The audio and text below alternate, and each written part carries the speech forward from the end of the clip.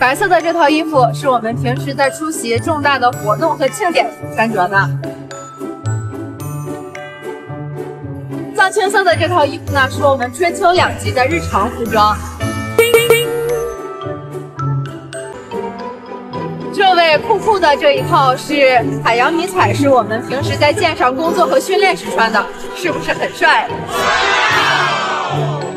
最后要着重介绍一下，这两个蒙面杀手一般的是我们安全部门的女舰员，大家可以看一下，她们背后有“安全”二字，安全呢是我们航母事业的生命线。好了，你们俩变身吧。Nice， 发型很酷哦。跑掉了。好啦，拜拜。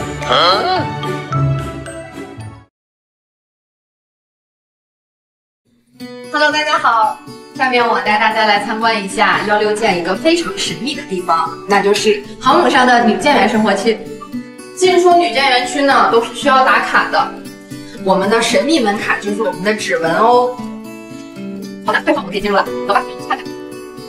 这边呢就是我们女舰员区的值班室，所有进出女舰员区的人都要在这里登记，这是我们的值班员。跟我打个招呼啊。可以看看这一棵大树，代表了我们女舰员的这个家庭，像一棵大树一样。下面我们来看一看咱们女舰员的驻舱。好，大家好，在干什么呀？在看一本特别高大上的书，很有文化呀。这里呢就是我们女舰员区的宿舍啊，我们的床铺都是按照海上的标准，没有别的不画的是这样平铺在床上的。这里是我们的衣柜。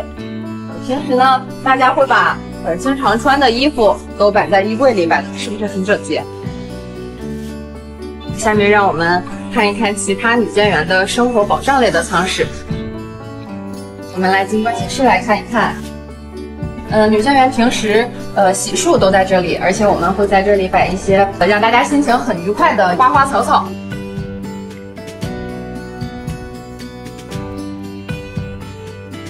这里是我们女舰员的晾鞋间，这里边一般会摆一些军装的鞋，然后这一边会摆一些大家日常外出的时候穿的便鞋。是我们今天的卫生值日同学，他要负责把整个女兵区今天大家想要换洗的衣服都收集在这里，然后在这里给大家洗衣服，包括维护女兵区里面的卫生。那么我们今天关于女舰员生活区我们就参观到这儿，下面我带大家去一个让你不容易感冒的地方。下面我带大家来看一看我们女舰员的健身房。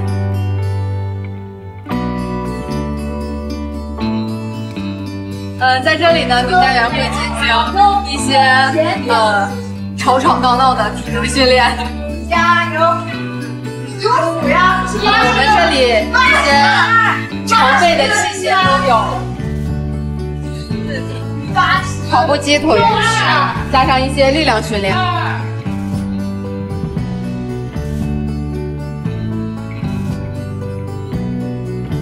这边还有一个小房间，这个房间呢主要是我们的一个跑步区域。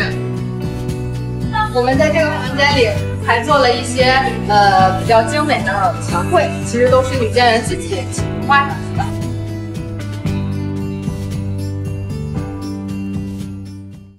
大家好，我是海军辽宁舰的一名政治教导员朱月萌。作为新时代航母人，在劈波斩浪、逐梦深蓝的10年里，我先后在辽宁舰作战、机电、航空等多个部门成长历练。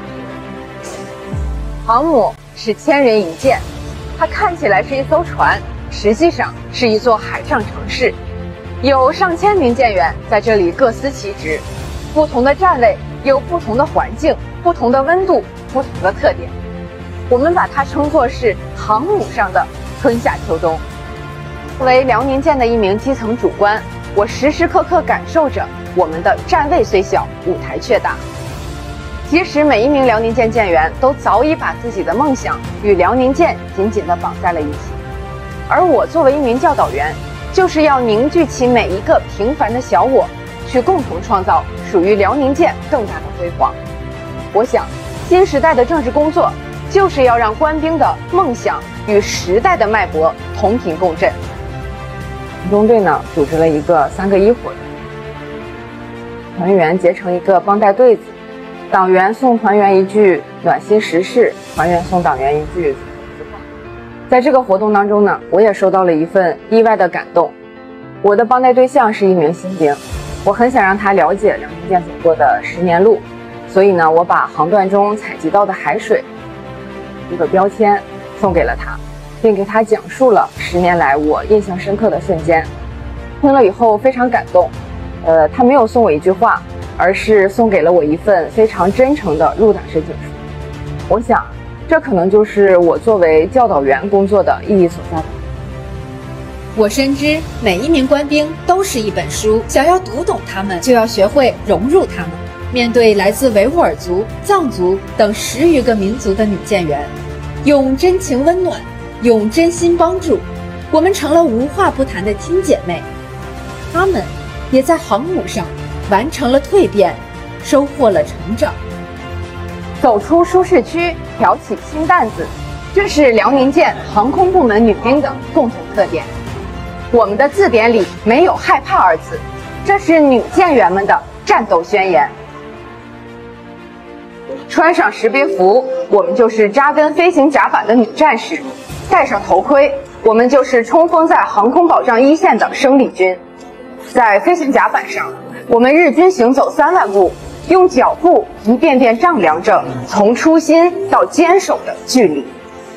像出海的时候啊，我和战友们经常通过终端互发一些所思所想。那这个航段呢，我也收到了不少这样的短信，其中有一条啊是这样写的：请和人民放心，我必以5支热血战风斗浪，为我海疆。出航以来呀，像这样的短信我大概收到了有100条，每一条的字里行间都透露着战友们的战斗热情、必胜信心。我们的官兵们常说，你永远可以相信辽宁舰。